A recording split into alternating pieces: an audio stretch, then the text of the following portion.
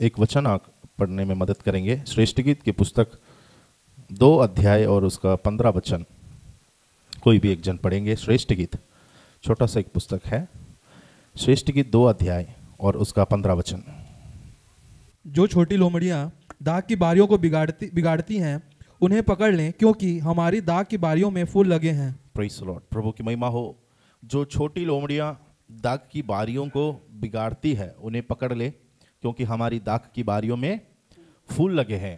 प्रभु की महिमा हो इस सुंदर वचन के लिए। ये संदेश मैं आज सुबह के समय मैंने तैयार किया और प्रभु ने ये इस बात पर मैं जब मनन कर रहा था सुबह, तो परमेश्वर ने मुझे ये संदेश दिया, कैच द लिटिल फॉक्सेस।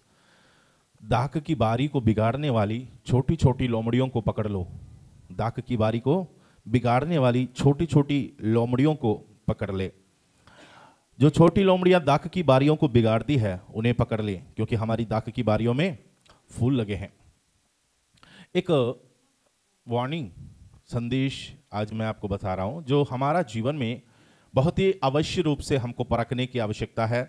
हमको इस बात को जानना है कि यहाँ पर एक दाग की बारी जो दर्शाया गया है वो कलीसिया है, और उससे बढ़कर वो हमारा व्यक्तिगत जीवन है। एक वाटिका को दर्शाया गया है।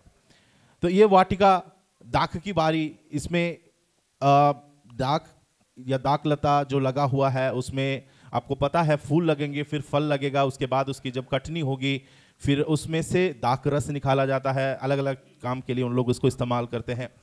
तो ये दाग की बारी हमारा आत्मिक जीवन को दर्शाया जाता है। हमारा स्पिरिचुअल लाइफ, हमारा जो व्यक्तिगत जीवन एक वाटिका के समान, गार्डन के समान बाइबल में दर्शाया गया है। बहुत सारी जगह में बाइबल वाटिका के बारे में सिखाई गई है। हमारा याद में सबसे पहले अदन की वाटिका आ जाती है वाटिका सुनने से, क्योंकि अदन की वाटिका से बाइबल के किताब शुरू होता है। अदन की वाटिका के बारे में बताते हुए जहां पर आदम और हव्वा दोनों जो रहते थे, वो उनका जीवन और उनका एक परिस्थिति को, उनका लाइफ सर्कल को दर्शाता है वो अदन की वाटिका। उसमें से वे बाहर आ गया तो परमेश्वर का साथ का वो रिश्ता टूट गए। इसलिए वो वाटिका हमारा आत्मिक जीवन का एक जो घेरा है जो हमें दर्शाती है। अगर हम वाटिका के अंदर है तो हम आत्मिक जीवन में हैं, वाटिका के बाहर है हम प्रभु के साथ का हमारा रिश्ता टूट जाती है। तो ये वाटिका क्या दर्शाते हैं, एक बारी क्या दर्शाते हैं, हमारा आत्मिक जीवन को दिखाता है। मेरा और आपका आत्मिक जीवन को दर्शाती है। और ये आत्मिक जीवन में जब फूल और फल लगने लगते हैं, याद रखना, जब हम इसमें फूल लाने का प्रयास करते हैं, फल तो तुरंत आएगा नहीं। आपको पता है फल आने में समय लगता है। फल आने से पहले एक लक्षण है फूल, जो एक पेड़ पर, एक वृक्ष पर अगर फूल अगर ज्यादा दिख रहे हैं, भर भर के हैं, तो आप बोलेगा इस बार का फल बहुत अच्छा होगा, क्योंकि आपको एक उम्मीद है, इतना फूल लगा है तो उसमें से कहीं ना कहीं फल भी निकलने वाले हैं। फल आने से पहले का एक लक्षण है फूल उसमें लगना। जब विश्वास जीवन में फूल लगने लगते हैं, याद रखना, फूल लगने लगते हैं। हमें फूल लाने के लिए प्रभु ने नहीं बुलाया, हमें प्रभु ने इसलिए बनाया फल लगाने के लिए, है ना। मसीह में अधिक फल लाने के लिए बुलाया। मगर फल लगने से पहले का एक लक्षण, पहले का एक समय है फूल लगना। जब फूल लगते हैं तभी शैतान आपके पास आता है। याद रखना, जब फूल लगता है, फल लगने के समय शैतान नहीं आता, जब फूल लगने लगता है तब शैतान आपके पास आता है, आपके निकट आता है। और क्या कोशिश करता है, जो फूल लगा है उसको क्या करे, झड़ा दे, उस वृक्ष को क्या करे, खराब करे, उसमें इस साल फल ना लगे। आप लोग देखे होंगे, जो कोई आम का पेड़ हो, कोई भी झाड़ हो, आपके घर में जो भी पेड़ है, अच्छे से अगर उसमें फूल लगा है, एक बारिश होने पर या एक बरसात से, आंधी तूफान से वो पूरा फूल क्या हो जाता है, झड़ जाते हैं। कितना दुख लगता है ना आपको देखकर, इतना सारा फूल लगा था, फल का उम्मीद था, अचानक बारिश आ गई, अचानक आंधी तूफान चला, वो पूरा फूल को झड़ा दिया उसमें से। अब वो एकदम खाली खाली हो गया। अब उस साल में शायद उसका जो फसल होता है उसमें बहुत कम जो भी फल आपको लगते हुए दिखाई देगा, जितना होना चाहिए था वो नहीं हुआ। तो हमारा भी जीवन में शैतान को मालूम है, ये बहन, ये भाई के जीवन में फूल दिख रहे हैं, इसके अंदर फूल आ चुका है, इस बहन के जीवन में फूल दिखता है। ये वो फूल नहीं है जो आप सर में लगा के घूमते हैं, ये आत्मिक जीवन का वो फूल है जो आपके जीवन में शैतान को दिखाई देगा।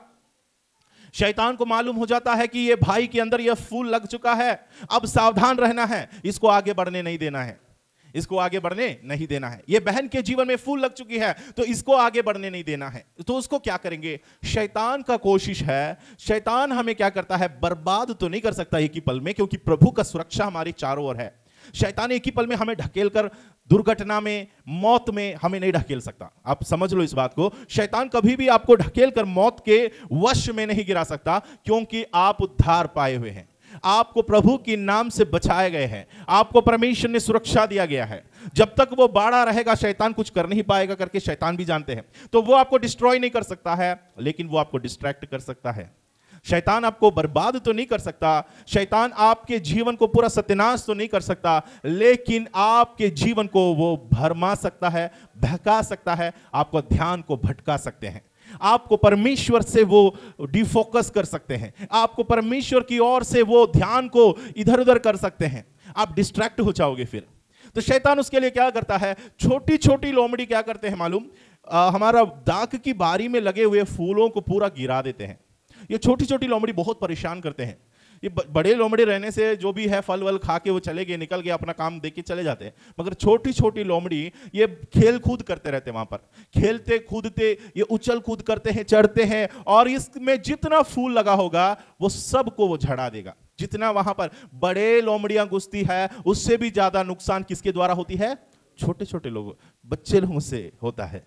तो वो बच्चा परेशान करते हैं, इसकी जो लोमड़ी की जो बच्चे होते हैं वो उसके अंदर घुस गया तो वो पूरा फूल वहां का झड़ा देगा। इसलिए बाइबल में चेतावनी दिया है कि उन छोटी छोटी लोमड़ियों को क्या करो, पकड़ ले, छोटी छोटी लोमड़ियों को पकड़ ले जो दाख की बारियों को, जो दाख की बारी को बिगाड़ती है। तो दाख की बारियों को बिगाड़ने वाली छोटी लोमड़ी कौन है, कौन सा है, यह हमको समझना जरूरी है। उसका मतलब क्या है, हमारा जीवन में, हमारा जो आत्मिक जीवन को बर्बाद करने वाली चीज बड़ी बड़ी लोमड़ी नहीं है, बड़ी बड़ी पाप नहीं है। मैं ये पाप को क्लासिफाई नहीं कर रहा हूं, फिर भी समझने के लिए मैं बोल रहा हूं कि बड़ी जो बात हमने अपनी दिमाग में सोच कर रखा है वो मेरा और आपका आत्मिक जीवन को बर्बाद नहीं कर सकता है।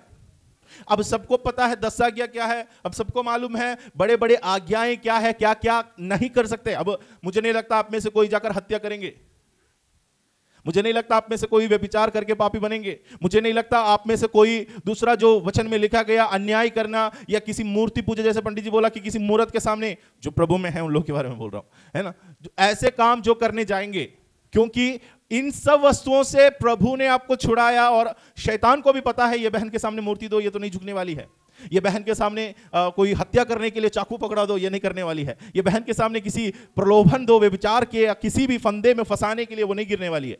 शैतान को जब ये बात आपके प्रति एक गवाही मालूम हो जाता है, तब शैतान ये बाजी को पलट देता है, उनका खेल को बदल देता है, उनका तरीका को पलटता है, उनका जो गेम है उसको बदलकर उसने क्या करेंगे, वो क्या करने की कोशिश करेंगे, जो बड़े बड़े पाप है जिससे आप सतर्क रहता है, सावधान रहता है, आप एकदम अलर्ट रहता है, उस बात को करने से आप अलर्ट रहते हैं। कोई भी प्रसाद आप शायद नहीं खाते होंगे, आप कोई भी मूर्ति के सामने दंडवत नहीं कर रहा होगा, आप अपने घर से शायद सारे मूर्तों को हटा दिए होंगे, ये सब आपने किया होगा, लेकिन शैतान को पता है इसको अब किस बात में गिराना है। बड़ी बड़ी बातों में इसकी नजर तो पहले से लगा हुआ है, ये नहीं गिरने वाला है, इसलिए छोटी छोटी पाप हमारा जीवन में शैतान क्या कर देता है, उत्पन्न कर देता है। छोटी छोटी बातें हमारे जीवन में आने लगती है, जिसके द्वारा हमारा आत्मिक जीवन को धीरे धीरे धीरे वो क्या कर देगा, बर्बाद कर देगा।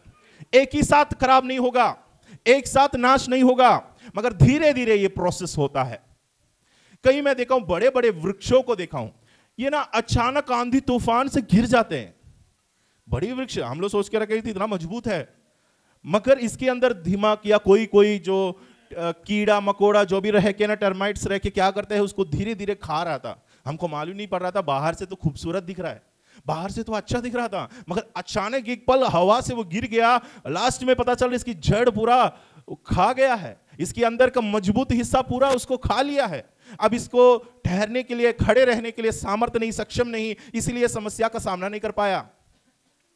शैतान भी इसी प्रकार काम करता है। जिस बात को आप ध्यान नहीं दोगे ना, कुछ दिन के बाद दीमक जो खाती है आपके घर में, देखना चौखट या कोई भी लकड़ी का कोई भी पलंग हो, कुछ भी हो, दीमक अगर लगा है जल्दी से साफ करवाते हैं हम लोग, क्योंकि हमको मालूम है वहां पर ये बहुत छोटा सा काम है, छोटा सा कीड़ा है, लेकिन ये क्या करेगा, धीरे धीरे आपका जो भी हिस्सा है उसको खोखला कर देगा, उसको गड्ढा बना देगा, धीरे धीरे उसको खा लेगा, धीरे धीरे उसको मिट्टी बना देगा, धीरे धीरे उसको बर्बाद कर देगा, धीरे धीरे आपका जीवन को स्पॉइल करने का कोशिश शैतान करता है।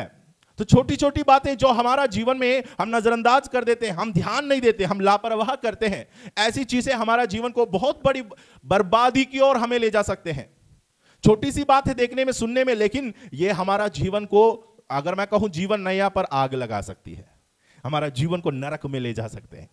हमारा जीवन का सबसे बड़ा उद्देश्य यह है कि मेरा और आपका जीवन में प्रभु में आगे बढ़ने से हमें रोकने वाली चीज क्या है यह समझना। समझ लिया तो उसको सुधारना, सुधार लिया तो परमेश्वर के मार्ग पर फिर हमको चलने के लिए कोई बाधा नहीं रहेगी। फिर हमारा अंदर फूल नहीं, फल उत्पन्न होने लगेगा। फल जब आपके अंदर लगेगा तो प्रभु को पता है ये फिर कभी नहीं गिरेगा। इसके अंदर फल लगने लगा है, ये तो मजबूत हो गया है, ये पक चुका है, मैच्योर हो चुका है, परिपक्व विश्वासी बन चुकी है। कई लोग हैं जो प्रभु में नए नए आते हैं, उन लोगों को देखना, खास उन्हीं लोगों को प्रभु शैतान अपना चाल में पकड़ते हैं, क्योंकि वो नया है और उसमें फूल लग रहा है। जिसमें फूल लगते देखते हैं उसी के पास शैतान जाते हैं। जिसने एक बार फल ला लिया ना, वो मजबूत वृक्ष है, उसको पता है कि ये तो फल लगाया वाला है, इसके पास जाकर फायदा नहीं, क्योंकि ये अपना सीजन में, अपने समय पर, अपनी ऋतु में ये फलती है। लेकिन ये जो है ये अभी अभी आया है, इसमें पहली बार फूल लगा है, इसको क्या करेंगे, इसको झड़ा देंगे, ताकि ये भाई प्रभु में आगे ना बढ़े, ताकि ये बहन प्रभु के मार्ग पर आगे ना चले। उसके लिए शैतान तरह तरह का बाधा आपका और मेरा जीवन में डाल सकते हैं। एक वचन पढ़ेंगे, गलातियों की पत्री 5 अध्याय और उसका 9 वचन को पढ़ेंगे। गलातियों की पत्री 5 अध्याय और उसका 9 वचन। थोड़ा सा खमीर सारे गूंदे हुए आटे को खमीर कर डालता है। मैं प्रभु पर तुम्हारे देखो वहां लिखा है 5:9, थोड़ा सा खमीर सारे गूंदे हुए आटे को खमीर कर डालता है। थोड़ा सा खमीर आपने डाला, थोड़ा सा आप मान के चलो, डोसा बनाने वाला बैटर जो भी तैयार करते हैं उन लोगों को मालूम है, सोडा पाउडर या खमीर, यीस्ट जो डालते हैं ना, दाना दाना जो रहते हैं, उसको अगर आप डालोगे इसको फुला देता है, इसको खट्टा कर देती है, इसको जो फैला देता है, और सभी में ऐसा खमीर खमीर स्वाद आपको लगेगा, क्योंकि ये फैल जाता है। डाला तो इतना सा डाला गया, मगर उसका असर सभी जगह पर होता है। ये बाइबल में लिखा गया है, थोड़ा सा है, छोटी सी बात है, हमको देखने के लिए कुछ भी नहीं है, लेकिन इसका असर बहुत ज्यादा है। जितना हम बड़े बड़े बातों से सतर्क रहता है, उससे अधिक विश्वासियों को दबाने वाले, प्रभु से दूर खींचने वाली चीज छोटी छोटी पाप है, छोटी छोटी चीजें हैं जिस पर हम ध्यान नहीं देता है। आप जरा ध्यान दो, हम लोग जब चलते हैं तो छोटी छोटी पत्थर से ठेस लगता है, बड़ी चट्टान से लगता है क्या? छोटी छोटी पत्थर जो रास्ते में है ना, उस पे पैर लगते हैं, उसी से हर्ट होता है, उसी से हमारा पैर में दर्द लगता है, उसी से हमारा पैर में ब्लीडिंग होता है। बड़ी बड़ी पत्थर या चट्टान दिखने से हम वहां से निकल जाते हैं, क्योंकि हमारी नजरों में वो दिखता है, लेकिन छोटी चीज हमें ध्यान नहीं देती है, उसी से हमारा पैर पर चोट लगता है। याद रखना, मेरा और आपका जीवन में छोटी छोटी चीजें कितना अधिक विनाश पैदा कर सकते हैं। एक बहुत बड़ी जहाज क्यों ना हो, एक छोटी सी लीक, एक द्वार, एक छेद अगर उसमें पाया गया, वो बड़ी सी इमारत टाइप का भी जहाज को वो क्या कर सकता है? डुबा सकता है। इतना बड़ी जहाज है, बनाया तो काफी बड़ा मजबूत बना लिया, लेकिन छोटा सा छेद काफी है, क्या होगा? उसके अंदर पानी भर जाएगा। बहुत बड़ी बांध बनाकर रखा है, डैम बनाकर रखा है, एक छोटी सी दरार काफी है उसके अंदर का पानी बाढ़ बनकर बाहर आने के लिए, जल प्रलय होने के लिए ज्यादा देर नहीं लगेगा। ये छोटी सी बात जो हम लोग ध्यान नहीं देता है, हमारा जीवन में बहुत बड़ी विनाश पैदा कर सकती है। हव्वा का एक छोटा सा विष था, इच्छा था, वो फल तोड़कर खाना है। इतना सारा फल मैं खाती हूं तो एक और फल खाने में क्या दिक्कत, क्या परेशानी है? हम भी सोचते हैं ना, एक फल खाने से क्या तकलीफ है? एक फल जो हव्वा को खाने का मन किया, वो छोटी सी फल पूरा मानव जाति का इतिहास को बदल दिया, पूरा मानव जाति को पापी बना दिया, हर एक पर पाप राज करने लगा। मूसा ने सब कुछ अच्छा किया, वहां तक जब उसने वो चट्टान पर गुस्से से लाठी से मारा, तब तक सब सही चल रहा था, मूसा एकदम बढ़िया चल रहा था। परमेश्वर के लिए, जैसे पिछले हफ्ते हमने सुना, विश्वास योग्य और नम्र दास बनकर प्रभु का भवन में काम किया, मगर एक छोटी सी गलती, लोगों के सामने गुस्से में जाकर चट्टान को मारा, उसको वायदा के कनान में प्रभु ने प्रवेश करने नहीं दिया। दाऊद का राज्य सब कुछ बढ़िया चल रहा था, एक छोटी सी नजर, एक बार झांकना उसके जीवन में इतना बर्बादी को पैदा कर दिया। छोटी छोटी बातों में बहुत बड़ी आग उत्पन्न कर सकती है। इसलिए बाइबल में हमें समझाया गया है, एक छोटी सी आग पूरा जंगल को क्या कर सकता है? जला सकता है। छोटी सी आग पूरा जंगल को जलाकर भस्म कर सकता है। एक मेचस से, एक छोटी सी मेचस, एक छोटी सी आग से पूरा जंगल पर आप आग लगा सकते हैं। तो समझ लेना, हमारा जीवन में सबसे ज्यादा सतर्क रहना है तो छोटी छोटी बातों में रहना है। हम लोग क्या करते हैं, बड़ी बड़ी बातों को लिस्ट बना के रखा है, वो जरूरी है, करना है, लेकिन छोटी बातों को हम लोग नजरअंदाज कर लेते हैं। हम छोटी बातों को क्या कर लेता है, हमारा जीवन में होने देता है। तो कई प्रकार की ऐसी विचार है, पाप है जो हमारे अंदर रहता है। वो हमारे अंदर रहकर क्या हो जाता है, धीरे धीरे वो बड़ा हो जाता है, जैसे खमीर के समान। जैसे आपने पढ़ा, सारे गूंदे हुए आटे को क्या कर देगा, खमीर कर डालते हैं। एक छोटी सी खमीर है, वो पूरा आटे को खमीर बना देता है। वैसे ही हमारा भी जीवन में होता है। याकूब की पत्री पहला अध्याय और उसका 15 वचन भी पढ़ेंगे। याकूब पहला अध्याय और उसका 15 वचन। हाँ,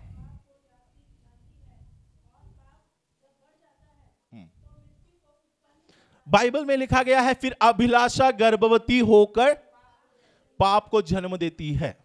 अभिलाषा एक छोटी सी अभिलाषा है। यहां पर एक डिजायर जो लिखा है वो एक लस्ट के समान है, मतलब एक बुरा इच्छा, एक बुरा व्यवहार, या एक जो आपके अंदर कोई भी ऐसा इच्छा हो रहा है वो बुरी इच्छा है, या कोई भी ऐसा बुरी थॉट है, या कोई भी अभिलाषा हो आपके अंदर, कोई भी डिजायर हो। आपने एक अभिलाषा को, इच्छा को अपने मन में रखा, ये इच्छा गर्भवती हो जाती है। लगभग 9 महीना आपके अंदर ये रह रह कर क्या होता है, ये बढ़ते जाता है। आपका शरीर में जैसे बच्चा पेट में रहने से पेट फूलता है, वैसे ये अभिलाषा भी क्या हो जाता है, फूलते जाते हैं, इच्छा बढ़ते जाते हैं। आज जो इच्छा है, आपको कुछ क्रेविंग है, किसी चीज पर आपको बहुत ही इच्छा हो रहा है, लालसा हो रहा है, उस लालसा बढ़ते जाते हैं प्रतिदिन। देख लेना आप, वो घटता नहीं है, वो बढ़ते जाते हैं। अब आपका इच्छा होगा शायद एक घर के लिए होगा, वो अच्छी बात है, गाड़ी के लिए होगा, ये सब पॉजिटिव सेंस है। मगर कुछ बुरा इच्छा भी होता है ना लोगों का, बुरी बुरी इच्छा भी होता है। ये क्या होता है, प्रतिदिन बढ़ते जाते हैं, प्रतिदिन बढ़ते जाते हैं। ये बढ़ बढ़कर एक दिन ये पाप को क्या करेगा, जन्म देगा। एक दिन पाप को जन्म देगा कि वो बाहर डिलीवरी हो जाएगा। वो अभिलाषा डिलीवर करेंगे, किसको डिलीवर करेगा, वो बच्चे का नाम क्या है, अभिलाषा गर्भवती होकर पाप को जन्म देती है। और पाप जब बड़ा हो जाता है, वो पाप आपको क्या करेगा, मृत्यु उत्पन्न कर देगा। यहां पर देखो 3 चीज है। अभिलाषा गर्भवती होकर जो बच्चे को पैदा करता है वो पाप है। उदाहरण, कैन के मन में एक बुरी अभिलाषा, बुरी इच्छा, बुरी विचार, जलस है ना, जलता था वो अपने भाई से, बहुत जलन रखता था। वो क्या सोचकर कि प्रभु ने मेरा ग्रहण नहीं किया, मेरा भाई का ग्रहण किया, इस बात पर वो कुड़ने लगा, जलने लगा अपने भाई के प्रति। तो उसके अंदर एक बुरी इच्छा घुस चुका है।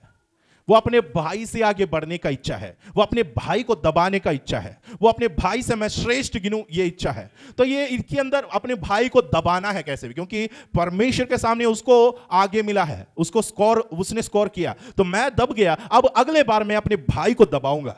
ये इच्छा उसके अंदर है, ये अभिलाषा उसके अंदर रह रहकर ये गर्भवती हुई।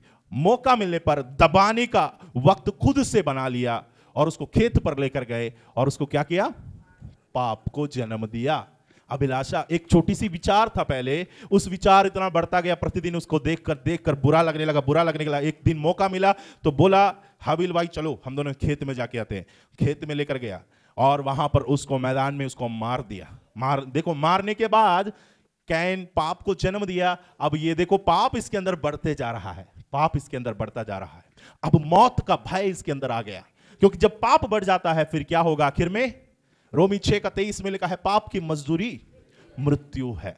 जो शरीर, जो आत्मा, जो प्राण पाप में बने रहता है, अंत में उसका मृत्यु, वो मृत्यु शारीरिक मृत्यु केवल नहीं है, वो दूसरी मृत्यु नरक की आग के बारे में लिखा गया है। तो हमारा जीवन में भी, मैं प्रैक्टिकल में आपको बता रहा था कि कैसे अभिलाषा गर्भवती होकर पाप को जन्म दे सकती है और कैसे पाप बड़े होकर हमें मृत्यु की ओर ले जा सकते हैं। तरह तरह की ऐसी पाप है जो हमारा जीवन में प्रकट हो सकता है, हमारा जीवन को बर्बाद कर सकते हैं। उदाहरण के लिए आपको मैं बहुत सारी लिस्ट में बता सकता हूं, जैसे कि बिल्ली ग्राहम का एक किताब में जब पढ़ा था, उसमें 7 डेडली सिंस, सबसे खतरनाक पाप के बारे में बिल्ली ग्राहम ने एक किताब लिखा है।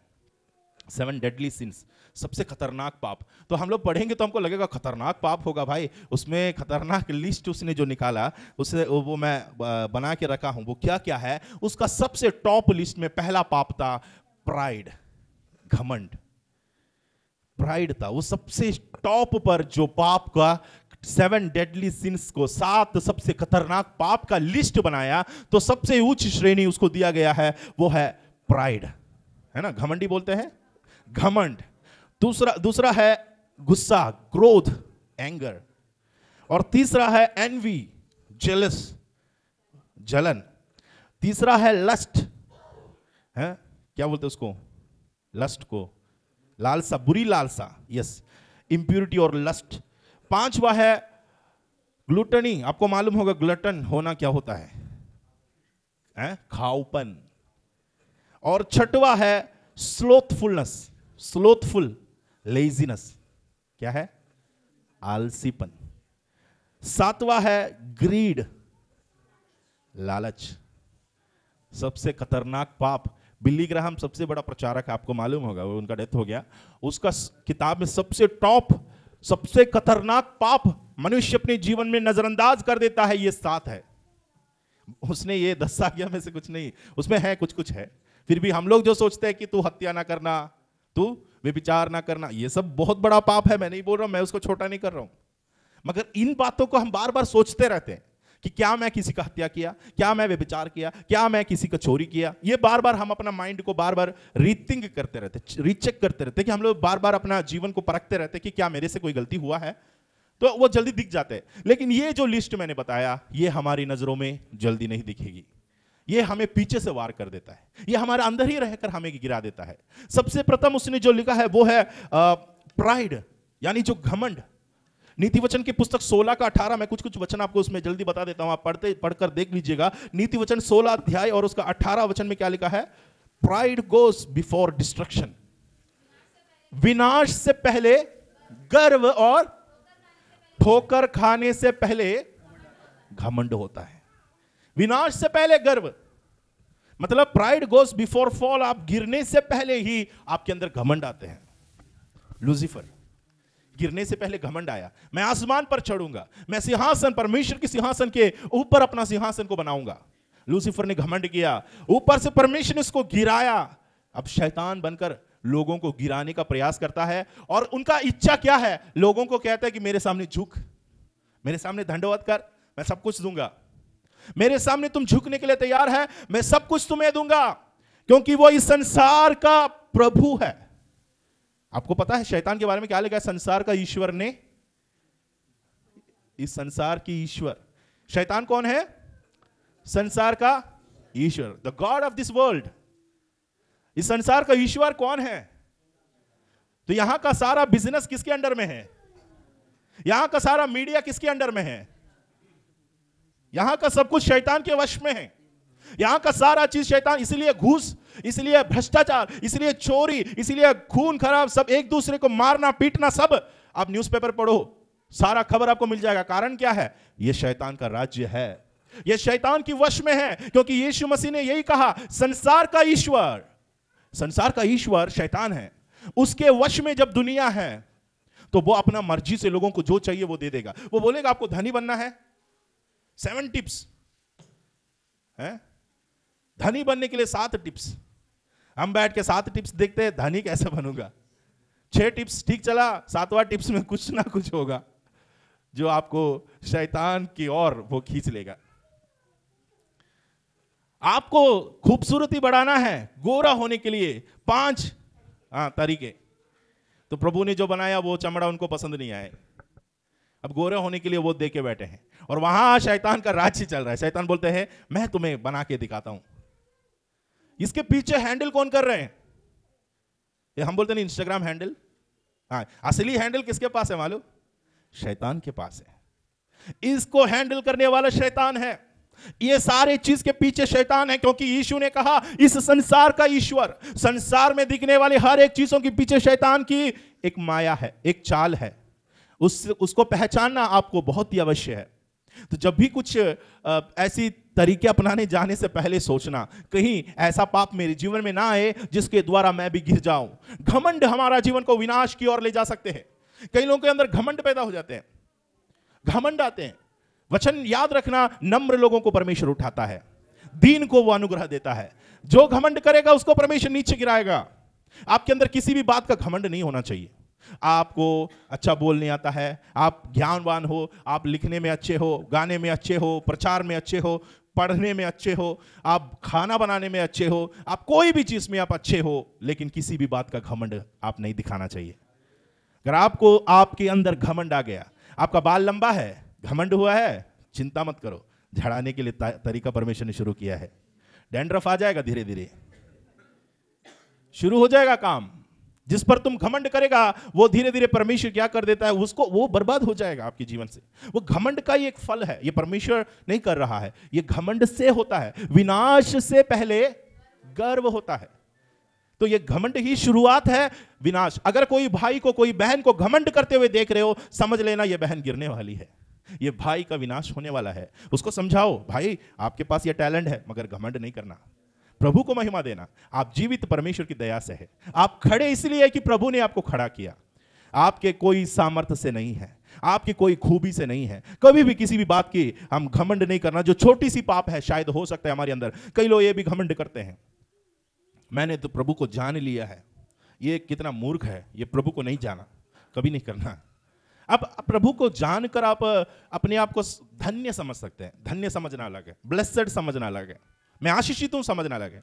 मैं उससे कितना आशीषित हूं जान सकते, समझ सकते, मगर घमंड से ये नहीं करना कि मैंने, तुम लोग कौन से ईश्वर को पूछते, तुम तो नहीं जानते, मैं जानता हूं। नो, ये घमंड नहीं। प्रभु की दया से तुमने जाना, परमेश्वर ने तुम्हारा आंखों को खोला तब तुमने जाना, उसका भी आंख खुलेगा, वो भी जानेगा। इसलिए पौलुस कहते हैं, यहूदियों को देखकर तुम घमंड मत करना कि तुमने उद्धार पाए, उन लोग गिर गए।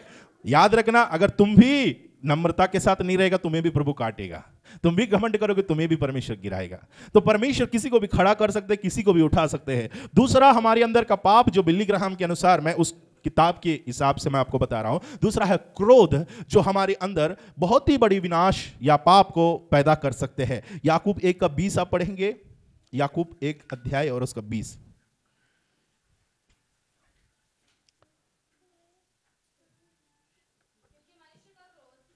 परमेश्वर के धर्म का निर्वाह नहीं कर सकता, क्योंकि मनुष्य का क्रोध परमेश्वर के मतलब मनुष्य का, इंग्लिश में the anger of man does not produce the righteousness of God. मतलब मनुष्य का क्रोध कभी भी परमेश्वर की धार्मिकता को जगह नहीं देती है। मनुष्य क्रोध करेंगे ना, गुस्सा करेंगे, मतलब क्या, बदला भी लेने के लिए। अगर आप जाओगे तो प्रभु का धर्म फिर कैसे प्रकट होगा? संग्राम यहोवा का है, यहोवा को लड़ने दे। आपके खिलाफ कोई लड़ रहे हैं, गुस्सा आप क्यों कर रहे हो? पड़ोस ने आपको गाली दिया तो आप बदले में क्यों क्रोध करने जाते हो? हम लोग क्या करते हैं, हमारा मामला हम ही सॉल्व कर लेते हैं। जो बात है उसको परमेश्वर के हाथ में, प्रभु के खाते में छोड़ दो। आपके प्रति, आपके ऊपर कोई भी झगड़ा करे, गुस्सा करे, वार करे, मारपीट करे, जो करे, याद रखना, लड़ाई हमारे हाथ में नहीं है, लड़ना हमारा हक नहीं है। वचन में लिखा है, क्रोध के बदले अगर मैं क्रोध करूं तो परमेश्वर की महिमा को वहां जगह नहीं होगी, परमेश्वर का धर्म वहां प्रकट नहीं होगा। तो परमेश्वर का धार्मिकता प्रकट होना है, प्रभु का राइचियसनेस प्रकट होना है, परमेश्वर का न्याय वहां पर प्रकट होना है। इसलिए मुझे क्या करना है? मुझे क्रोध नहीं करने का है। क्रोध एक छोटी सी चीज है, हर दिन प्रतिदिन शायद हम लोग करते होंगे, किसी ना किसी से गुस्सा करते होंगे, मगर जो टेम्पररी है वो हमारा शरीर से होता है, उसको परमेश्वर बुरा नहीं कहता है। लेकिन वचन में इफिसियों की पत्री 4:26 में क्या लिखा है? क्रोध तो करो पर पाप, तो देखो छोटी सी पाप है, मतलब छोटी सी बात है, यह भी पाप की ओर इशारा करती है। जैसे हमने सुना अभिलाषा गर्भवती होकर पाप को जन्म देती है, वैसे ही वचन में लिखा है तुमने क्रोध किया, तुमने अपनी पत्नी पर, पति पर गुस्सा किया। गुस्सा कर सकते हैं, क्रोध कर सकते हैं। बाइबल में देखो, यीशु मसीह ने क्रोध किया, यीशु मसीह ने गुस्सा किया, कर सकते हैं, लेकिन उसका मतलब यह नहीं कि क्रोध तो करो पर पाप, क्रोध में आकर कुछ भी ना करो। क्रोध ऐसा चीज है जो हमारी आंखों को पूरा बंद कर देता है, अंधा बना देता है। उस समय हमको सामने क्या है दिखता नहीं, सामने कौन है नहीं देखता, हम जो बोलना बोल देंगे, हम जो करना कर देंगे। इसका आफ्टर इफेक्ट्स होता है, वो बाद में इसका परिणाम हमको भुगतना पड़ेगा। जो हमने गुस्से में किया, जो हमने क्रोध में किया, उसका एक आफ्टर इफेक्ट हमको देखना पड़ेगा। इसलिए बाइबल में लिखा है क्रोध करो मगर पाप ना करो। पाप करने से तुम्हें उसका सजा होगी। क्रोध करने पर क्रोध पाप की ओर रास्ता खोल सकता है। इसलिए बाइबल में लिखा है सूर्य अस्त होने तक तुम्हारा क्रोध है। सूर्य, इसका मतलब यह नहीं कि बीवी से गुस्सा किया और घड़ी दे के बैठे हैं कब 6 बजेगी, 6 बजेगी तो मैं उससे बात करूंगा जाके, है ये नहीं है इसका मतलब। गुस्सा के लिए कोई टाइम पीरियड प्रभु ने नहीं दिया कि तुम क्रोध करो फिर देखते रहना भाई जब सूर्य अस्त होगा तब मैं बात करूंगी तेरे से, ऐसा नहीं लिखा गया। अगर तुमने रात को फिर किया तो फिर क्या होगा? अगर तुमने गुस्सा रात को किया तो वहां ना सूर्यास्त होगा ना सूर्योदय होगी, फिर अगले ही दिन ये बात निपटेगी भाई, याद रखना। तो गुस्सा करना, क्रोध करना समय के अनुसार नहीं। कोई भी चीज परमेश्वर ने एक लिमिट सेट नहीं किया। पतरस ने पूछा मेरे भाई मेरे से गलती करे तो मैं कितने बार क्षमा करूं?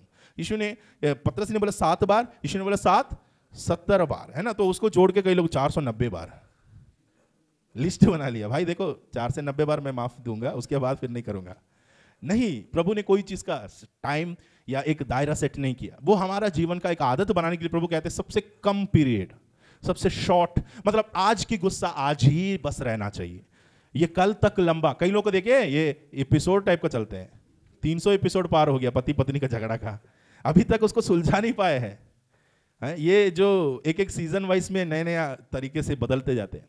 गुस्सा किया ना, फिर थोड़ी देर सुलझ जाते हैं ना, अगले गुस्से में पहले गुस्सा भी सामने आ जाता है, मतलब पुरानी बात भी अपने आप ऑटोमेटिक आ जाता है। उस समय ना मैं बोला था ना तो ऐसे ही है करके पुरानी बातों को फिर से जो हमने कब्र में डाल दिया उसको फिर से खोद देते हैं, फिर से बाहर ला देते हैं, फिर झगड़ा में वही बात उठा लेता है।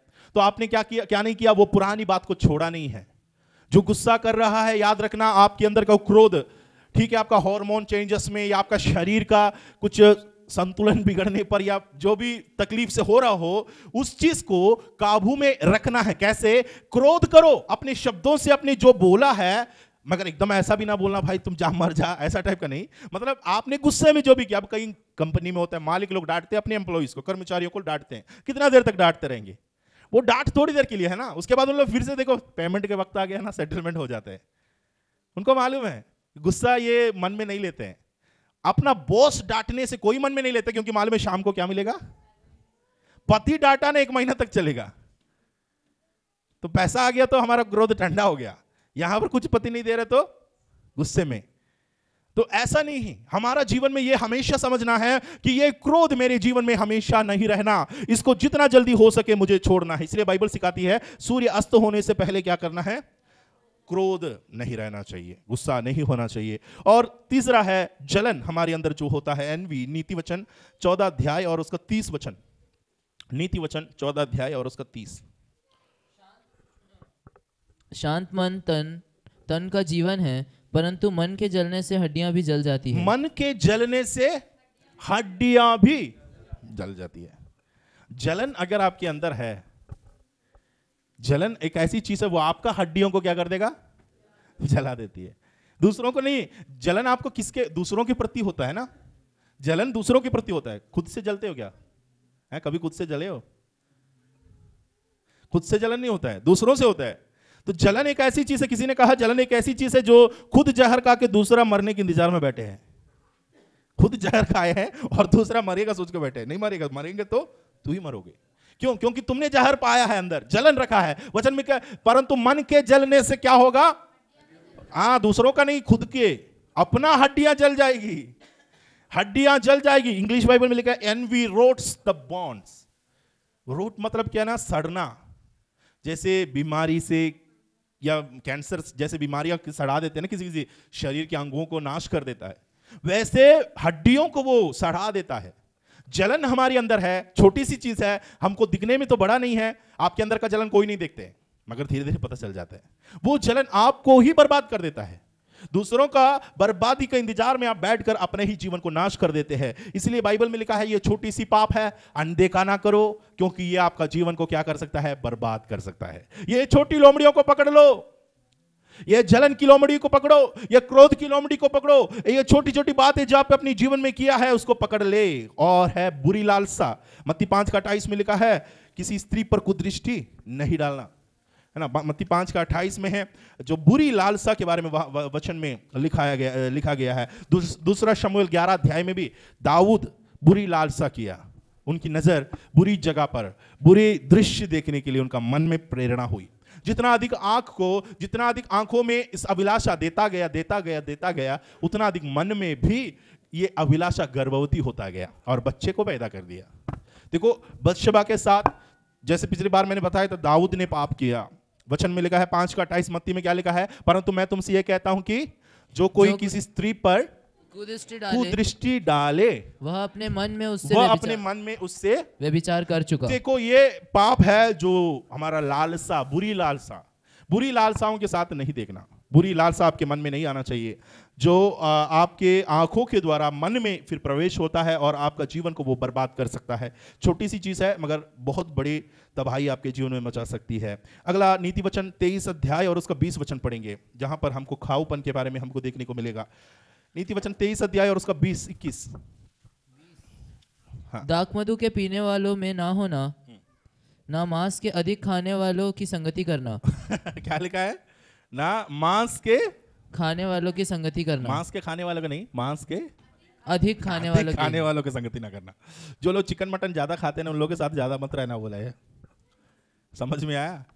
जो लोग चिकन मटन ज्यादा पसंद करते हैं उनके साथ, क्योंकि आप भी फिर खाना चालू करोगे ना, फिर आपके लाइफ में हमेशा चिकन मटन बिरयानी बस इतना चलता रहेगा।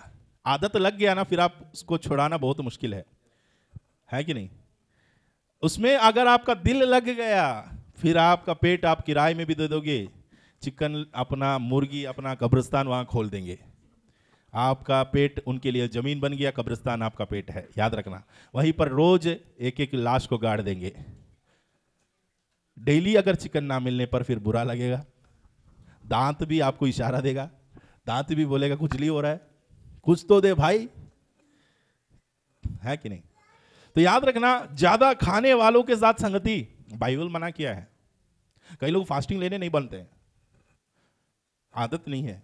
फास्टिंग लेने से फिर हाथ थक जाते हैं, पेट में बाप रे क्या क्या हो जाता है कि खा खा के आदत बना लिया है। अब थोड़ी देर के लिए भोजन से अलविदा कहना उनके लिए बहुत बड़ी मुश्किल है। तो बाइबल में लिखा है दाखमधु के पीने वालों में ना होना, ना मांस के अधिक खाने वालों की संगति करना। यह सबसे क्या होगा मालूम? हमारा जीवन आत्मिक जीवन से बढ़कर हम शारीरिक जीवन को अधिक बढ़ाएगा और अधिक पसंद करेगा। एसाऊ के बारे में सोचिए, उत्पत्ति की पुस्तक 25 अध्याय और उसका 29 में आपको मालूम होगा, भोजन के लिए अपना पहलोटा होने का पद को उसने क्या किया? बेच दिया। भोजन के लिए, खाने के लिए। उत्पत्ति 25 का 29। याकूब भोजन के लिए कुछ दाल पका रहा था। हाँ। और एसाव मैदान से थका हुआ आया। हाँ। तब एसाव ने याकूब से कहा, हाँ। वह जो लाल वस्तु है उसी लाल वस्तु में से मुझे कुछ खिला।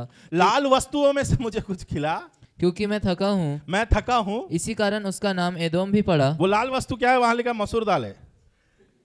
वो क्या है? और कुछ नहीं है, वो ये दाल पका रहे वहां पे। ये दाल का खीर बनाते हैं लोग, मालूम? ये दाल का कुछ खीर शायद वो बन रहा है। उसका खुशबू से ना, ये बंदा बेचारा मेहनत करते आया मगर खुशबू से बहका गया, मतलब प्रलोभित हो गया। लाल वस्तुओं में से मुझे कुछ खिला क्योंकि मैं थका हूं, इसी कारण उसका नाम एदोम भी पड़ा। और 31, याकूब ने कहा, अपना पहलौठे का अधिकार आज मेरे हाथ बेच दे। याकूब को पता है कि क्या लेना है क्या देना है। देखो याकूब ने कहा अपना पहलौठे का अधिकार। अब से नहीं बोलना भाई माँ के पेट से मैं पहले निकला हूं, वो मेरा रहेगा हक। क्योंकि ये दोनों का जन्म के बारे में आपको पता है ना, एक निकलते ही उसके पीछे से अगला उसका टांग पकड़ते पकड़ते आया, तुझे मैं जाने नहीं दूंगा आगे करके। ये पेट में ही लड़ रहे थे दोनों। तब इसकी माँ प्रार्थना में किया, अरे मैंने बच्चा नहीं था, प्रभु से बच्चा मांगा। अब देखो बच्चा तो 2 हो गया पेट में, और दोनों आपस में ये दोनों बहुत लड़ रहे थे अंदर पेट में। किस लिए लड़ रहा था अभी पता चला। देखो किस लिए लड़ रहे थे लोग पेट में? पहलोटे का अधिकार पाने के लिए। क्योंकि इनका बाप जब ब्लेसिंग देगा पहलोटे पर अधिकार ठहरेगा। याकूब का हाथ देखो जब पड़ेगा ना, या मतलब इसहाक का हाथ जब पड़ेगा ना, आशीर्वाद पहलोटे पर पहले पड़ेगा। ये बात अच्छे से जानता है, इसलिए गर्भ में ही लड़ाई है। अब वो लड़ाई में एसाव जीत गए। उसमें बोला मैं नहीं रहूंगा भाई, मैं निकल रहा हूं। वो पहले निकला, भाई तो पीछे पीछे टांग पकड़ते पकड़ते आ गए। वहां पर याकूब को पहलोटे का पद नहीं मिला। अब हमेशा मन में ये विचार है, मैं मेरे भाई के हाथ से ये हक कब छीनूंगा। 1 सेकंड का फर्क में हम दोनों का जन्म हुआ है, फिर भी बोलने के लिए पहले कौन आया है? एसाव बाहर आया, इसलिए वो पहलोटा है। ठीक है, 1 सेकंड का फर्क है, उसको मैं कैसे भी करके जीत लूंगा। मौका मिला जब याकूब ने एक खूबसूरत एकदम अच्छे खाने के लिए कुछ बना रहा है, पका रहा है, तब एसाव को भूख लगा। एसाव जाकर उनसे मांग रहे हैं, खाना मुझे दो, पहलौठे का अधिकार आज मेरे हाथ दो। देखो उसके बाद क्या हुआ, 32 वचन। एसाव ने कहा, हाँ। देख मैं तो अभी मरने पर हूँ, मैं अभी मरने पर हूं, सो पहलौठे का अधिकार से मेरा क्या लाभ होगा। एक देर से भूख लगने पर कोई मरा है क्या? है? कहीं लोग बोलते थे मैं मर जाऊंगा अभी। भोजन नहीं खाने से एक देर, 40 दिन आप बिना खाए हो सकते हैं आप मर जाए। एक देर भोजन ना खाने से बेहोश शायद हो सकते हैं आप, मरेंगे नहीं। मेरे को नहीं लगता एक देर भोजन नहीं करने से मर जाते। कई लोग ऐसा फड़फड़ाते हैं, पास्टर जी 12 बज गया, 1 बज गया, हम अभी मर जाएंगे। आप चिंता मत करो, आपका कब्रिस्तान का पैसा हम लोग लेके बैठे हैं, आपको ले जाएंगे, अच्छा गीत गा गा के ले जाएंगे, सुंदरी जगह में ले जाएंगे। आपको क्यों डरने की जरूरत है? थोड़ा सा लंबा जाने दो। कई लोग को 12 बज गया ना तो पास्टर शायद घड़ी देखना भूल गया, पास्टर को दिखाते, देखो देखो वो वहां पर। मत दिखाओ, हमको समय से है कोई मतलब नहीं है। तो जब एक देर थोड़ा सा बढ़ गया, भोजन नहीं मिला तो लोग परेशान हो जाते हैं, खाना नहीं मिला बोलकर। तो यहां पर देखो एसाव का स्टेटमेंट सुनना, मैं तो मरने पर हूं, मैं तो मरने पर हूं। वो अपने आप को मरा हुआ समझा है, मतलब वो अधमरा समझ कर आया है। उनका कहना क्या, मैं मरने पर हूं, सो पहलौठे का अधिकार से मेरा क्या लाभ होगा। इनको नहीं मालूम है कि यहां का जो पहलौठे का अधिकार है इसका वैल्यू कितना है। इसके लिए बाद में इतना वो पछताया। आपको मालूम होगा ना, याकूब एसाव के पास जाकर रो रो कर कहा, पिता आपके पास यही अधिकार है और कोई अधिकार नहीं है, पहलौठे को देने के लिए बस अधिकार है और आपके पास कोई भी अधिकार नहीं बचा। इसहाक ने क्या बोला, बेटा मैंने सब कुछ दे दिया, पहलौठा समझकर तुम्हारा भाई ने सब कुछ ले लिया मेरे हाथ से। याकूब ने अगर देखा जाए तो लीगली लिया है, जो ही उसका पद है उसने अपना छीन लिया। देखो, सो पहलौठे का अधिकार से मेरा क्या लाभ होगा। 33 वचन में क्या लिखा है, याकूब ने कहा, मुझसे अभी शपथ खा। शपथ पत्र लिखेंगे हम लोग, नहीं तो फिर बाद में ना ये हो जाएगा भाई। देखो याकूब ने कहा मुझसे अब शपथ खा, सो उसने उससे शपथ खाई, शपथ खाई और अपना पहलौठे का अधिकार याकूब के हाथ बेच डाला। बेच डाला। देखो याकूब के हाथ में उसने क्या किया, बेच डाला। किस लिए बेच डाला? रोटी के लिए, मसूर खाने के लिए, भोजन के लिए, खाने की वस्तुओं के लिए अपना पहलौठा होने का अधिकार। अब ये अधिकार में क्या क्या आशीष छुपा है। एक देर का भोजन नहीं था, आसमान की ओस से परमेश्वर तेरा अन्न भंडार को भरपूर करेगा लिखा है। इसहाक का आशीष जब याकूब पर पड़ा ना, तो देखना यहां एक देर की भोजन के लिए अपना पद को ठुकरा दिया, लेकिन वहां मिलने वाली आशीष अनंत काल का आशीष है। एक बहुत बड़ी एक आशीष के लिए बुलाया गया है। तेरा जब तक पृथ्वी पर तेरी पीढ़ी है, अन्न और भंडार, तेरा अन्न भंडार भरा रहेगा। यह आशीष एसाव को मिलने वाला था, नहीं हुआ। अब देखो कितना जल्दी ये बात को उसने पलट दिया। खाने के लिए खाओ हो जाते ना, कई लोग खाने के लिए ऐसा मरते हैं, तो उन लोगों से ना प्रार्थना बनेगा, ना चर्च में बैठना बनेगा। फिर कई लोग बीमार हैं, उन लोगों को मैं इसमें नहीं जोड़ रहा हूं, मगर भोजन के लिए मरने वाला ना बने। कोई भी काम आगे, कोई भी प्रोग्राम चला तुरंत जाके बैठ जाएंगे खाने के लिए, नहीं। भोजन या किसी भी चीज में इसी के लिए हम नहीं जाते हैं, याद रखना। शादी विवाह ये सब में आप लोगों को थोड़ा सुधी लेने का है, ध्यान देने का है। वचन मिलेगा कोई भी तुम्हें न्योता दे अपने घर में, किसी भी पार्टी में, यीशु ने कहा सबसे पीछे जाकर बैठना। कहाँ बैठना है? सबसे पीछे, आगे जाकर मत बैठना कि मैं मेहमान का ही भोजन उठा के ना खाए, है ना। तो हम लोगों को प्रभु ने एक मर्यादा सिखाया, मसीह लोगों में ये होना चाहिए कि एक देर का भोजन आपको ना मिलने से नहीं मरेगा आप, है ना। यीशु ने क्या कहा, मनुष्य केवल रोटी से जीवित नहीं रहता है वरन परमेश्वर के वचनों से जीवित रहता है। मेरा धर्मी जन विश्वास से जीवित रहेगा, वचनों से जीवित रह सकता है, रोटी और खाने से नहीं है। लोग यीशु मसीह के पास बार बार जाता गया, रोटी बदल कर बढ़ाकर दिखाओ हमको, 5000 रोटी कैसे खिलाया आपने, हम और देखना चाहते हैं। अगला दिन फिर से आए इन्हीं लोग, जो लोग पहले पिछले रात को भोजन करके अपने जो संडास जाके वापस आ गया, और उन लोग फिर से आकर देखना चाह रहे हैं कि यीशु मसीह कैसे आपने रोटी बढ़ाकर दिखाया, मुझे भी दिखा दो जरा। यीशु को पता चला ये तो होटल खोलने का प्लानिंग में है, ऐसा जाएगा तो इन लोग मुझे प्रभु और गुरु नहीं होटल मैनेजर ठहराएंगे, मेन शेफ बनाकर मुझे खड़ा कर देंगे। यीशु ने बोला, मूसा के समय में मरुस्थल में परमेश्वर ने आसमान से मन्ना बरसाया। 40 वर्ष की बात बोल रहा है, एक दिन की बात नहीं। और वो सब खाए वाले लोग कहां गए बताओ। यीशु ने उनसे सवाल किया, तुम्हारा बाप दादा ने मरुस्थल में 40 दिन 40 वर्ष तक मन्ना खाता रहा, और वे खाने के बाद वे कहां गए? मर मिट गए, मिट्टी में सोए हैं। तुम्हारा पूर्वज कहा है, ये भोजन के पीछे ज्यादा परिश्रम मत करो, ये खाने वाला कभी ठहरेगा नहीं, ये थोड़ी देर के लिए बस है, ये टेम्पररी है, लेकिन जो भोजन मैं देता हूं वो तुम खाओगे, अनंत काल के लिए वो बना रहेगा, क्योंकि स्वर्ग से उतरा हुआ जीवन की रोटी मैं हूं, जो मुझे खाएगा वो सदा के लिए जीवित रहेगा। मनुष्य भोजन के लिए प्रभु को ठुकरा देता है। मनुष्य कुछ कुछ चीजों के लिए, कई लोगों को मैं देखा हूं, उनके जीवन में एक मन्नत और शर्त लेके बैठे हैं कि मैं मूर्तियों को चढ़ावा, किसी त्योहार, किसी ये सब मैं नहीं खाऊंगा। अचानक पड़ोस में प्रेम आ गया, पड़ोस अपना कुछ मुबारक बोलकर आ गया, और वहाँ का खाना इतना खुशबूदार खाना लेकर घर में आ गया। अब ये बंदा बोलकर बैठा मैं नहीं खाऊंगा, मैं नहीं खाऊंगा, धीरे धीरे भूख लगने लगा, भूख बढ़ गया। अब पड़ोस ने प्यार से दिया है, अब पास्टर ने भी बोला प्रार्थना करके सब शुद्ध हो जाते हैं, हम भी खा लेते, इसको क्या करेंगे, क्यों वेस्ट करना। पड़ोस का दिल नहीं दुखाना, पड़ोसी से अपने समान प्रेम करने के लिए लिखा है बाइबल में। तुरंत ये सब वचन याद आया। अब आपका शरत कहाँ गया, वो जाओ बाढ़ में बोलकर ये वाला उठा के फिर शुरू हो जाता है। बुरा नहीं बोल रहा हूं मैं, कहीं लोगों का होता है ना, मैं किसी त्योहार का नहीं खाऊंगा, किसी चढ़ावा होता है मैं नहीं खाऊंगा, लेकिन लोग प्यार से लेकर आते हैं, बिना दे के उस पर टूट फट जाते हैं। हम लोग उस पर ऐसे गिर जाते हैं कि सोचता तक नहीं है कि कहाँ से लाया है। मैं 2-3 बार सोचता हूँ। मेरे को दिवालियों में मिठाई ज़्यादा खाना पसंद नहीं है, मेरे को वैसे भी पसंद नहीं, कई लोग लेके आते हैं इधर उधर से, पता नहीं कहाँ से लाते हैं। एक बार सोचना इसका स्रोत कहाँ से है। हमेशा कोई भी भोजन वस्तु देखे ना, ऐसा टूट पड़ने के बाद, खाने के बाद फिर सोचते हैं ये आपने कहाँ से लाया। पेट में जाने के बाद भाई इतना भी एक्टिंग ना करो, खाने से पहले जरा आप सोचो ये क्या मेरे लिए उचित है, ये खाकर मेरे लिए कोई परेशानी तो नहीं होगा। अपने आप को परखना है। एसाव ने एक भोजन बस खाया, वो भी अन्य जाति नहीं बनाया, अपना भाई बनाया। वो खाने के बाद अपना पहलोटे का पद को उसने बेच डाला लापरवाही के साथ। इसलिए बाइबल में लिखा है ज्यादा खाओपन अंत के दिनों में होगा। आजकल के लोगों को सबसे अच्छा घूमने का जगह KFC, मैकडोनल्ड, बर्गर, पिज्जा, ये सब होता है ना, सबसे ज्यादा ये खुला है।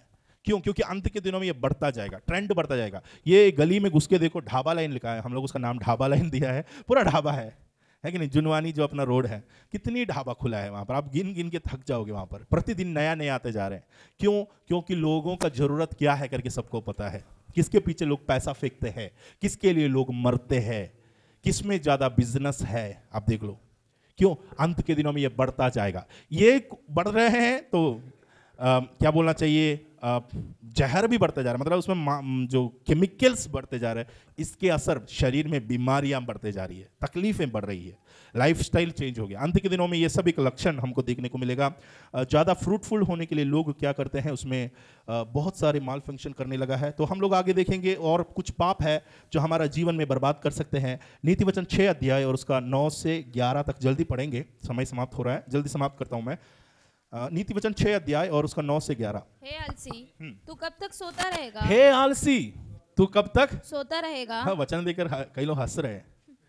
हे आलसी, तू कब तक सोता रहेगा? हाँ, बस ये पूछने वाला कोई नहीं है हमारे पास, इसलिए ऐसा तकलीफ है। बाइबल में देखो यहाँ पर सवाल किया गया, how long will you lie, कितनी देर तक तुम सोते रहोगे, कितनी देर तक लेटे रहोगे। हाँ, तेरी नींद कब टूटेगी। कुछ और सो लेना, हाँ। थोड़ी सी नींद, एक और झपकी, एक और झपकी, थोड़ा और छाती पे हाथ रखे लेटे रहना, लेटे रहना। तब तेरा कंगालपन हाँ। बटमार की नाई हाँ। और तेरी घटी हथियार बंद के समान आ पड़ेगी। हाँ, देखो तेरा कंगालपन कैसे आएगी, कितना अच्छा अच्छा शब्द लिखा है। कंगालपन आने का रास्ता देखो कितना सुंदर है। तब तेरा कंगालपन लुटेरे के समान। लुटेरे के समान, हाँ, ये बाइबल में। ओके, लुटेरे के समान, इसमें बटर चिकन लिखा है। तब तेरा कंगालपन बटमार का नहीं और तेरी घटी हथियार बंद। ओके, मेरे को वहां लाइट से नहीं दिख रहा इसलिए सॉरी। हथियार बंद के समान आ पड़ेगी। देखो, कंगालपन आने के लिए रास्ता खोदना नहीं पड़ता है। बाइबल में लिखा है, हे आलसी, तू कब तक सोते रहोगे? कब तक तुम सोते रहोगे। लोग घर में सोते रहते, काम में नहीं जाते हैं और प्रार्थना कर रहे, प्रभु मुझे धनी बना। सोते सोते सोते सोते धनी बनने की इच्छा मत करना। बाइबल में लिखा है, तुम कब तक सोता रहोगे। तेरे पास कंगालपन आने वाला है, ये तुम्हें पकड़ने वाला है। मेहनत जो नहीं कर रहा है उन लोगों के लिए आशीष भी नहीं है। बाइबल का नियम है, जैसे तुम बोते हैं वैसे काटोगे। तो तुम सोते रहोगे तो तुमको कटनी तो कंगालपन, गरीबी होगा। याद रखो, बाइबल में लिखा गया है एक दास के बारे में जिसके हाथ में प्रभु ने एक सिक्का छुपाया दिया तो उसने जाकर छुपाया करके मत्ती 25:24 में पढ़ते हैं। उसको यीशु कहते हैं, दुष्ट और आलसी दास, हे दुष्ट और आलसी दास, तुम मेहनत करना नहीं चाहा, प्रभु के लिए मेहनत नहीं करा, इसलिए परमेश्वर उनको दुष्ट कहता है। अगला है हमारे अंदर का लालच, लूका 12 अध्याय और उसका 15 वचन। लूका 12 अध्याय और उसका 15 वचन।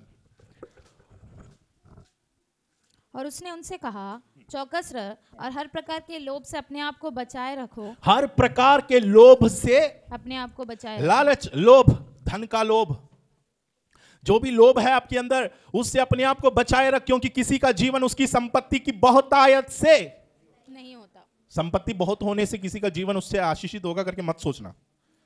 किसी का भी जीवन उसकी संपत्ति की बहुतायत से नहीं होता है। जिसके पास संपत्ति कम है वो भी जीवित है, जिसके पास संपत्ति ज्यादा है वो भी जीवित है।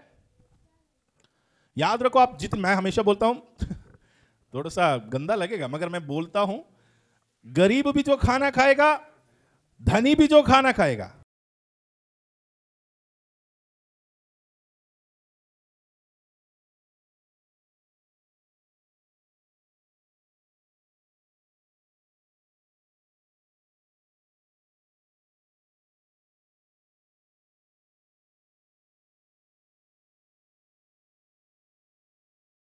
तुम मरोगे वो भी मरेंगे, दोनों की गड्ढा सेम है, दोनों का मिट्टी। तुम्हें सोने में दफनाएगा क्या है?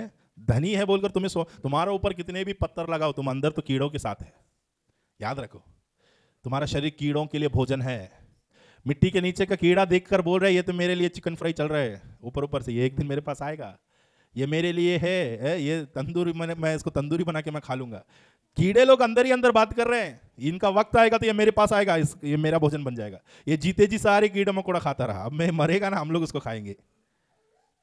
तो हम लोगों का शरीर भले धनी हो गरीब हो, दोनों का लाइफ का कोई फर्क नहीं। जो लेते हैं ऑक्सीजन है, आपने तो ऐसा कोई अमृत चीज तो नहीं ले रहे ना, अंदर बराबरी तो ले रहे सब। दोनों का शरीर में धनी होने से 3 हाथ तो नहीं दिख रहे हैं, या कुछ 32 दांत की जगह में 36 दांत तो नहीं है, सब बराबर है। लाइफ स्टाइल में हो सकता है आपका घर बड़ा हो, इनका घर छोटा है, इनके पास पैसा की घटी हो मगर उनके पास पैसा ज्यादा है। याद रखो, यीशु ने कहा मनुष्य का जीवन उसकी संपत्ति की बहुतायत से नहीं होता है, यह परमेश्वर की ओर से देन है। और उसने उससे कहा चौकस रहो, हर प्रकार के लोभ से।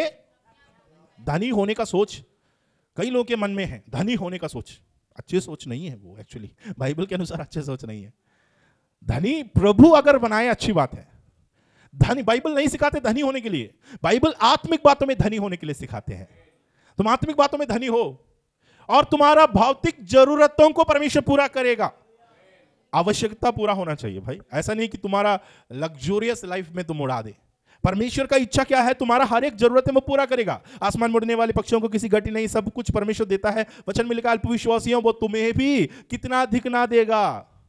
और बाइबल में लिखा पहले परमेश्वर का राज्य और उसकी धार्मिकता की खोज करो तो इन सब वस्तुओं में वहां पर टीवी, कार, फ्रिज, बंगला, नया विला, ये फ्लैट, अपार्टमेंट, वहां का 10 एकड़ जमीन, वो सब नहीं लिखा है।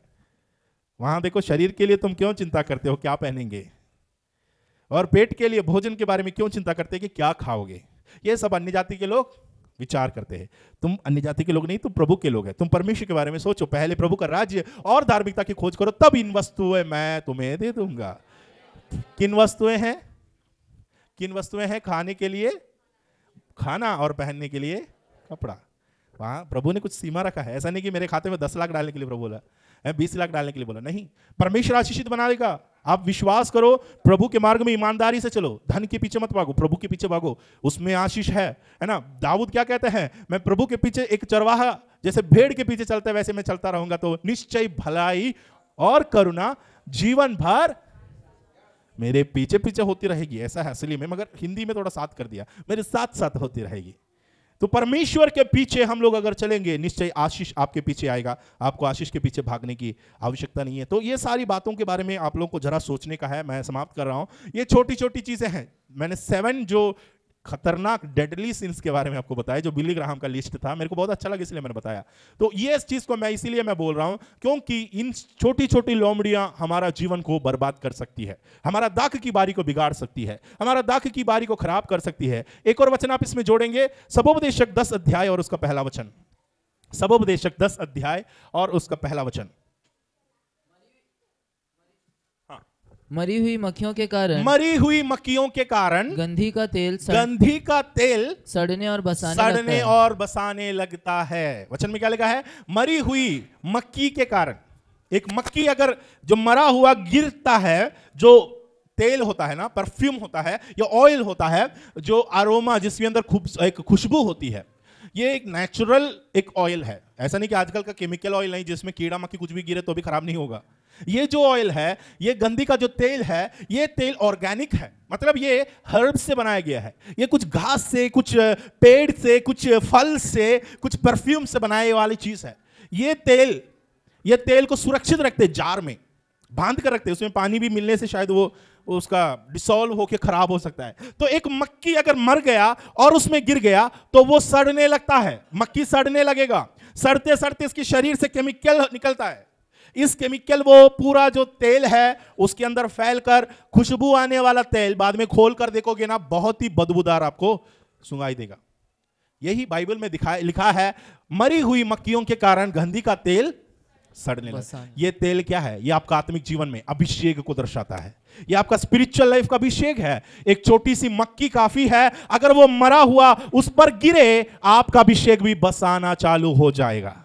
एक अभिषिक्त के लिए झूठ बोलना उचित नहीं है। एक अभिषिक्त जिस पर परमेश्वर का अभिषेक है, कुदृष्टि डालना उचित नहीं है। आपके अंदर परमेश्वर का अभिषेक है और आप बुरी बात अगर बोल रहे हैं, गाली आपके मुंह से निकल रहा है, शोभा नहीं देगा, क्योंकि आपके अंदर परमेश्वर का अभिषेक का तेल प्रभु ने डाला है। और उस पर एक मक्खी मरा हुआ अगर पड़ेगा, याद रखो, उसको तुरंत उठा के फेंक दो, वरना क्या हो जाएगा? ये बसा देगा। पूरा जो गंधी का जो तेल है वो सड़ने लगेगा।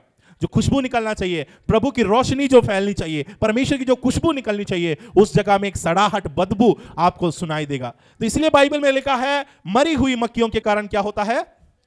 कई लोगों का जीवन बदबूदार क्यों है? कई लोग के जीवन बसाने क्यों लगा है?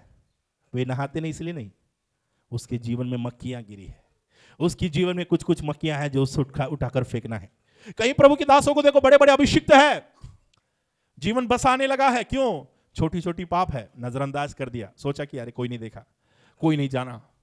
वो मक्खी मरा हुआ अंदर पड़ा है, जब तक उसको उठा के नहीं फेंकोगे, वो छोटी सी चीज है मगर बहुत बड़ा जार है, उसको पूरा बसाने के लिए उतना पर्याप्त है।